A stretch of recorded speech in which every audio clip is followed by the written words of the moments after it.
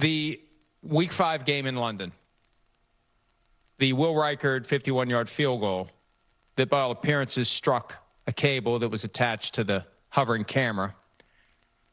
The NFL's a little sensitive about that.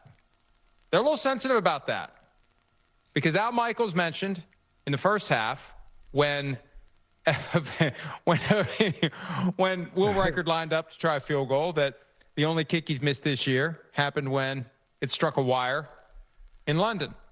When Will Reichard returned to attempt a field goal in the second half, Al Michaels said that the league wants to take my lunch away because I said that Will Reichard's kick hit a wire. The league says that was an optical illusion. So somebody called Amazon, and there's a pipeline during the game. This isn't unprecedented. They're in communication with the broadcast network that has the game. But somebody actually during the game heard what Al said and decided we need to set the record straight. It was an optical illusion. And look, they're entitled to their opinion. It looks like the wire moves, but if you look at it closely, was it just coincidental? Was the camera moving as the ball goes by? I don't know.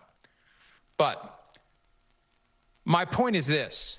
If you think it was an optical illusion, you don't say it 3.5 weeks later or 2.5 weeks later. I got to get my week straight.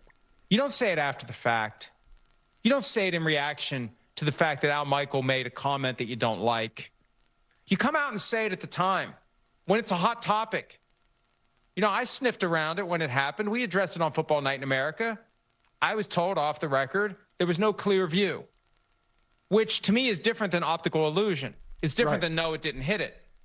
There's no clear view of it hitting it, and we need clear and obvious evidence, or at least we used to overturn rulings on the field. So that was their chance. They had their chance. They had their chance after the game. They had their chance the next day. They want to put something out there. They used to do when Mike Pereira was there, when Dean Blandino was there, they used to put out very clear and insightful and easy to understand videos about different officiating calls. You put it out that week. Hey, there was a moment in the Vikings-Browns game, and we've taken a close look at this, and folks, it was an optical illusion. Like, that's when you do it. You do it affirmatively. You don't do it as a reaction because you're pissed off because somebody said something you don't like because you can't handle the truth. You don't do it that way because that's what it makes you look like. It makes you look like somebody that can't handle the truth. And instead of saying it with your chest at the time that you should own it, or not even own it, tell the world it was an optical illusion, you just, maybe they'll stop talking about this. Maybe let's not say anything. Let's not make this a story again. You know, if we come out and call it, this is, part of the meeting, the PR, if we come out and address it now, then it's going to be a thing. And that asshole Florio is going to talk about it again. And we don't need any more of him than we already have. So, but then, somebody couldn't, it's almost like the debate you go through internally when you decide you're going to respond to a tweet that you don't like. Like, I'm going to let it go. Well, last night, somebody said, we're not letting this go. You let out know that was an optical illusion. Yeah, and the optical illusion keeps the conversation going. They're like, oh, that's an interesting way of looking at it. It was an optical illusion. I wonder what else the NFL thinks is an optical, classifies as an optical illusion that we all think is something else. How far are you going to take this thing? And look, it happens. If it actually did hit a wire, things happen. You've got cameras all over the field. We've been asking for it. We've been asking for better views of it. It's inevitable. At some point, something's going to hit the equipment is going to come into play. And it did. It appeared to on that particular kick in the NFL. I don't know why they would just jump out and say, oh, no, that's not what happened. Okay, it might have happened. It might have happened. Just go ahead and address it. By the way, I like that you brought up those videos. Those videos were great that the league used to do. They were awesome. They would explain things. Hey, this is something that came up in a game. This is the way we saw it. This is why this player was penalized, or this is why this player was suspended. You can't do this. Here's the rule. This is how we officiated.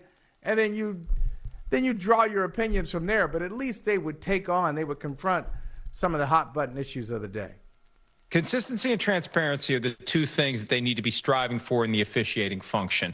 And you have to have the courage to be transparent about your mistakes.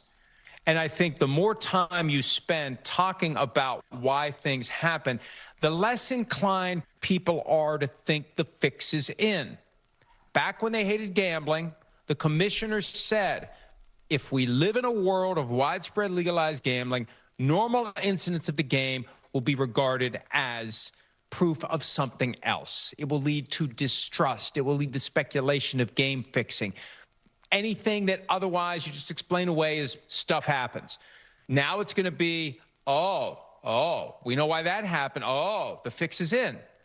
And they don't want to touch that comment now. We tried when the Super Bowl was in Las Vegas, read the comment back to Jeff Miller during a conference call, word salad response. I think Shereen Williams, who got invited that year to the commissioner's press conference, I didn't. She asked that question.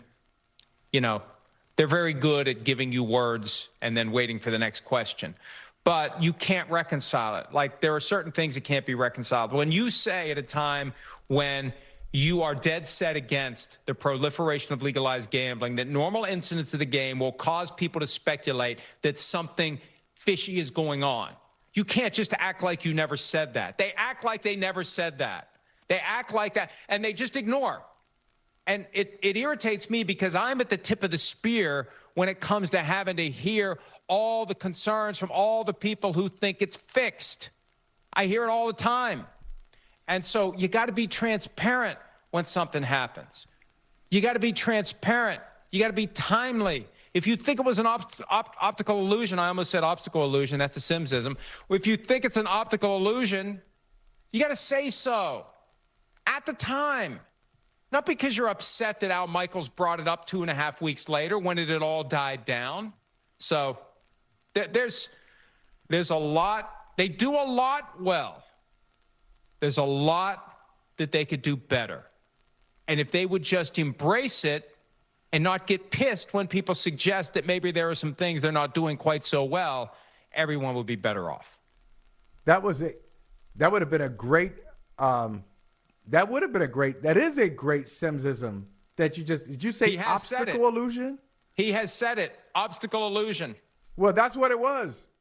That's what it was. The obstacle was the wire. It actually happened.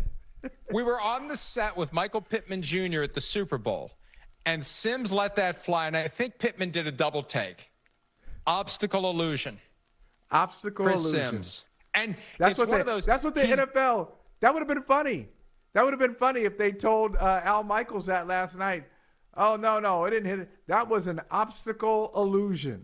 And I wonder if Al would have repeated it that way. Well, I wish in hindsight that they had used that phrase when I was doing my harvesting of information on the day of the Browns-Vikings game, because I guarantee you that obstacle illusion would have been uttered on Football Night in America, and Chris Sims would have been a reaction shot to, or as Chris Sims would say, the league's position is it was an optical illusion, or as Chris Sims would say, an obstacle illusion. Boy, that would have been fun.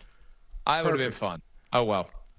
Let's take a break. When we return, Aaron Rodgers gets his chance to beat his former team, his original former team on Sunday, but his former team is still in his heart.